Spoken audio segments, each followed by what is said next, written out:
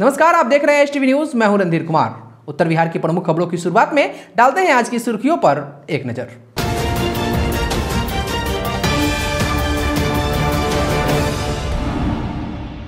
नहीं रहे सिवान के पूर्व सांसद मोहम्मद शहाबुद्दीन। कोरोना संक्रमण के बाद दिल्ली में इलाज के दौरान हुई मौत, समर्थकों में शोक की लहर। शुक्रवार को पूर्वी चंपारण में मिले 208 नए कोरोना संक्रमित मरीज, वहीं ठीक हुए 173 कोरोना संक्रमितों को किया गया डिस्चार्ज। इंडो नेपाल बॉर्डर को नेपाली EPF के जवानों ने तार कांटी लगाकर किया सील। बढ़ते कोरोना संक्रमण को देखते हुए लिया गया फैसला।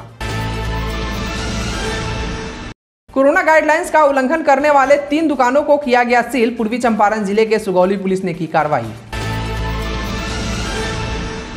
कोरोना संक्रमण के बढ़ते चेन को तोड़ने और भीड़ नियंत्रण को लेकर मझौलिया प्रशासन सख्त, कराई जा रही है गाइडलाइंस का अनुपालन। मैनाटार में तेज रफ्तार से आ रहा बाइक सवार जर्जर पुल में जा गिरा, स्थिति गंभीर। कोरोना से बचाव को लेकर सामाजिक कार्यकर्ता एजाज अहमद आए आगे, शंकर सरैया पंचायत को कराया जा रहा है सैनिटाइज।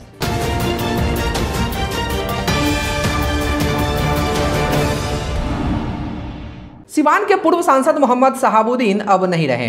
तिहाड़ जेल में सजा काट रहे शहाबुद्दीन पिछले दिनों कोरोना संक्रमित हो गए थे, जिसके बाद उनका इलाज दिल्ली के एक अस्पताल में चल रहा था, जहां आज उन्होंने अंतिम सांस ली। हालांकि उनके निधन को लेकर आज दिन में कई तरह की खबरें आईं। पहले ANI के जरिए खबर आई कि उनका निधन हो गया है, जिसके बाद कई चैनलों और समाचार माध्यमों से यह खबर आने लगी, लेकिन तुरंत ANI ने ट्वीट कर इसकी पुष्टि न होने की बात कही। लेकिन फिर दोपहर करीब 1 बजे जेल प्रशासन ने उनके निधन की पुष्टि कर दी।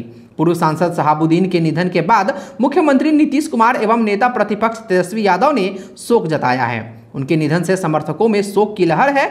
देखिए सिवान से हमारे संवाददाता सादिक की यह रिपोर्ट। आगाह अपनी मौत से कोई बशर नहीं, सामान 100 बरस का है, पल की खबर नहीं। और यूं कहें तो कि मौत से किसको रुस्तगारी है, आज वो तो कल हमारी बारी है। यही बारी लगती है कि अब सिवान के पूर्व सांसद डॉक्टर मोहम्मद शहाबुद्दीन की आ गई, जिनकी मृत्यु आज यानी 1 मई को कोरोना संक्रमण के वजह से पंडित दीनदयाल उपाध्याय अस्पताल दिल्ली में हो गई है। उनके मरने से उनके समर्थकों में शोक की लहर है। सारे समर्थक स्तब्ध हैं। उन्हें ये समझ में नहीं आ रहा है कि आखिर ये अचानक हुआ कैसे। हालांकि कुछ उनके समर्थकों का ये कहना है कि उनके इलाज में कमी कर दी गई है सरकार के द्वारा। अगर उनकी उचित इलाज एम्स वगैरह में कराई गई होती तो शायद आज ये दिन देखने को नहीं मिलता।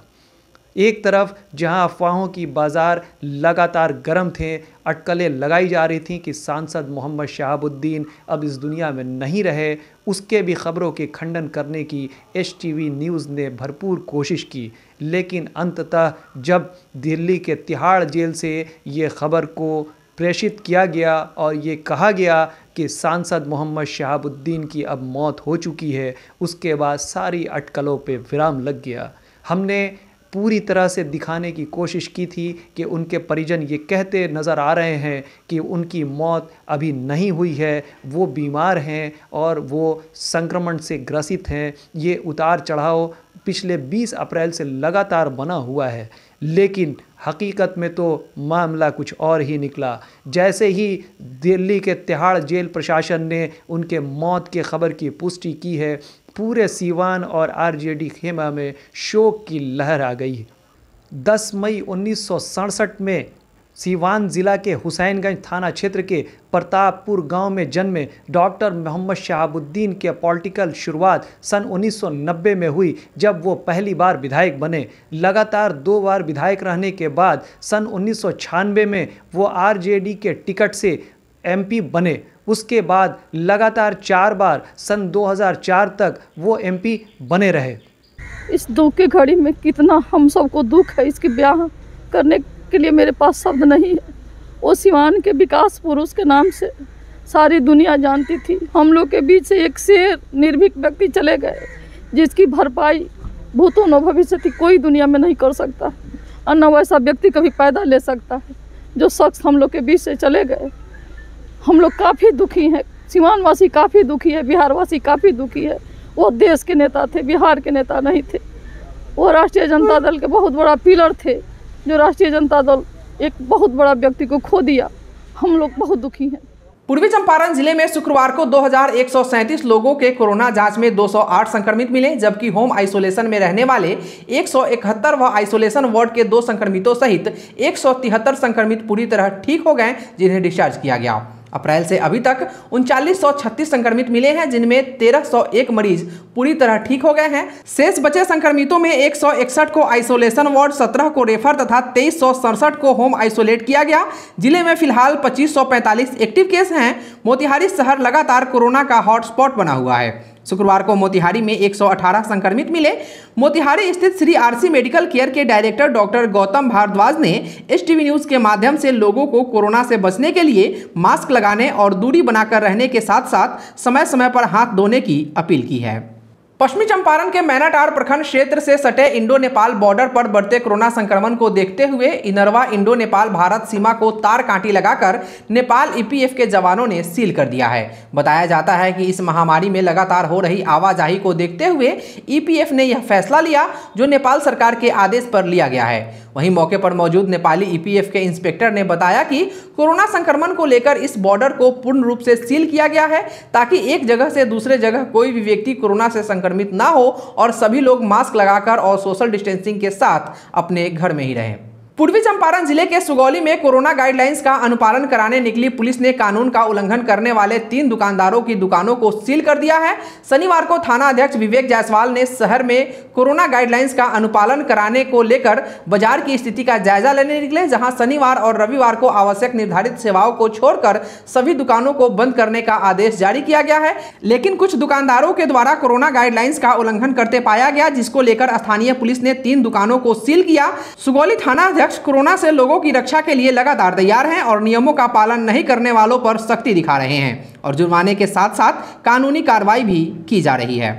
कोरोना संक्रमण के बढ़ते चैन को तोड़ने और भीड़ नियंत्रण को लेकर मझौलिया प्रशासन ने सख्ती बढ़ा दी है। शाम 4 बजे से बाजार बंद और कर्फ्यू का पालन करने की अपील मझौलिया प्रखंड क्षेत्रवासियों से की गई। नए आदेश का अनुपालन करने के लिए थाना क्षेत्र में स्थानीय पुलिस सड़कों पर निकली और सिर्फ आवश्यक सेवा की दुकानों को छोड़कर अन्य सभी तरह के दुकानों को बंद करवाया तथा क्षेत्रवासियों से कोरोना गाइडलाइंस का पालन करते हुए घरों में सुरक्षित रहने और प्रशासन को सहयोग करने की अपील की।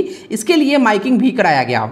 पश्चिमी चंपारण से बड़ी खबर है, जहां इनरवा से मैनाटार के तरफ आ रहा एक मोटरसाइकिल सवार पुल में जा गिरा। बताया जाता है कि तेज रफ्तार होने के कारण बाइक असंतुलित हो गई, जिससे यह घटना घटी। वहीं इस दुर्घटना में मोटरसाइकिल चालक गंभीर रूप से जख्मी बताया जा रहा है, जिसका इलाज स्थानीय सामुदायिक स्वास्थ्य केंद्र मैनाटार में चल रहा है।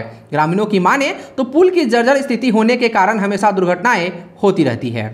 कोरोना के बढ़ते खतरों के बीच सामाजिक कार्यकर्ता एजाज अहमद ने आम लोगों से अपील करते हुए कहा कि कोरोना की इस संकट की घड़ी में अपनी सुरक्षा करें। कोरोना एक भीषण महामारी है और इससे बचने के लिए सोशल डिस्टेंसिंग, मास्क, सैनिटाइजर जैसे उपाय बेहद कारगर हैं। गौरतलब है कि कोरोना महामारी के इस दौर में हमेशा जनता के साथ खड़ा रहने वाले समाज सेवी एजाज अहमद पिछले साल की तरह इस बार भी अपने पंचायत क्षेत्र शंकर सरैया को सैनिटाइज करवा रहे हैं और लोगों को कोरोना से बचाव को लेकर जागरूक कर रहे हैं।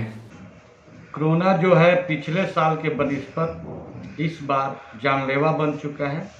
बहुत सारे हमारे मोतिहारी शहर में, गांव में, देहात में देखने को मिला है कि कोरोना पॉजिटिव होने के साथ साथ ज़्यादातर लोग मर जा रहे हैं। इसलिए इस बार का जो कोरोना है बहुत ही भयावह और जानलेवा बन गया है। इसलिए मैं खास करके पूर्वी चंपारण जिला के तमाम लोगों से गुजारिश, आरजू, विनती कर रहा हूं कि आप बिना काम घर से बाहर नहीं निकले। अगर ज़रूरत पड़ने पर बाहर निकलना है तो मास्क जरूर लगावें और हाथ को हमेशा सैनिटाइज करें कोई अन्य चीज़ को छूने के बाद, और खाना खाने के पहले हाथ को साबुन या हैंड वॉश से बेहतर तरीके से सफाई करके ही खाना खाएं। आज हम सतर्क रहेंगे तभी कोरोना से युद्ध लड़ सकते हैं और थोड़ा सा सतर्कता अगर हम लोग नहीं बरते तो जान गंवा सकते हैं और जान है तो जहान है। अब अगर हम सुरक्षित हैं तो हम अपने को सुरक्षित रख सकते हैं, अपने घर वाले को रख सकते हैं, अपने रिश्तेदार को रख सकते हैं। अगर हम ही नहीं रहेंगे तो कुछ नहीं होने वाला है। इसलिए मैं खास कर देखिए, बिहार सरकार और केंद्र सरकार तो अपने स्तर से कर ही रहा है जो करना है।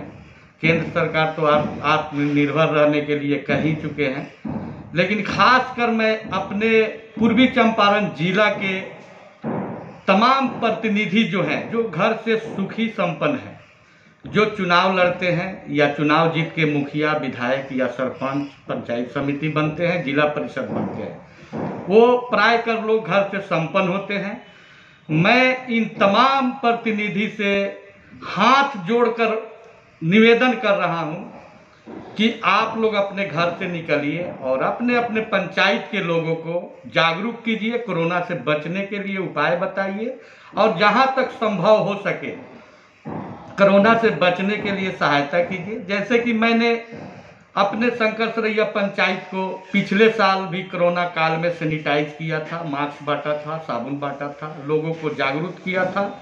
दिहाड़ी मजदूरों को अपने निजी पॉकेट से उनको खाने के जिनको लाले पड़े थे उनको सहयोग दिया था। और आज पिछले साल के बनिस्बत बहुत ही भयंकर और बहुत दर्दनाक कोरोना बन चुका है। इसलिए मैं तमाम ऐसे जनप्रतिनिधि जो खुशहाल फैमिली से आते हैं उनसे मेरा नर्म निवेदन है, आरजू मिन्नती है कि आप अपने घर से सेफ्टी से निकलिए और अपने पंचायत में लोगों को जागरूक कीजिए, कोरोना से कैसे बचना है ये सहयोग कीजिए और हो सके तो गरीबों में कुछ अपने पॉकेट से दान कीजिए, जो आज कोरोना के वजह से कमा नहीं रहे, भूखे प्यासे अपने घर में पड़े हुए हैं। और खासकर देखिए, सरकार का जो फंड आएगा, कब कोरोना से हम युद्ध लड़ेंगे, ये इंतजार में लगता है कि हम अपने पंचायत के लोगों को या अपनों को खो देंगे। इससे बेहतर है जो संपन्न लोग हैं अपने निजी फंड से अपने पंचायत को सैनिटाइज करवाएं, अपने थाना क्षेत्र के जो थाना है उस थाना को सैनिटाइज करें, क्योंकि प्रशासन आज कोरोना से अपने जान को बाजी लगा करके लड़ रहा है, उनका सहयोग करना भी हमारा कर्तव्य बनता है। इसलिए मैं अपने पंचायत को कल से सैनिटाइज कराना शुरू कर दिया हूं और जब तक ये महामारी रहेगा मैं अपने स्तर से कोरोना से युद्ध लड़ता रहूंगा। आज के लिए बस इतना ही। एसटीवी न्यूज पर प्रसारित होने वाली खबरें, प्रोग्राम्स आप जीटीपीएल के चैनल नंबर 985 और डेन के चैनल नंबर 155 के साथ साथ आप अपनी सुविधानुसार मोबाइल फोन पर भी देख सकते हैं। अगर आप हमें यूट्यूब के माध्यम से देखना चाहते हैं तो एसटीवी न्यूज के ऑफिशियल यूट्यूब चैनल को सब्सक्राइब करें और बेल आइकॉन दबाकर ताज़ा वीडियोज की नोटिफिकेशन प्राप्त करें। फेसबुक पर हमारे साथ जुड़ने के लिए एसटीवी न्यूज के फेसबुक पेज को लाइक करें और ट्विटर पर एसटीवी न्यूज को फॉलो करें। तमाम लेटेस्ट अपडेट के लिए देखते रहिए उत्तर बिहार का सबसे तेजी से उभरता न्यूज चैनल एसटीवी न्यूज, सच की आवाज। नमस्कार।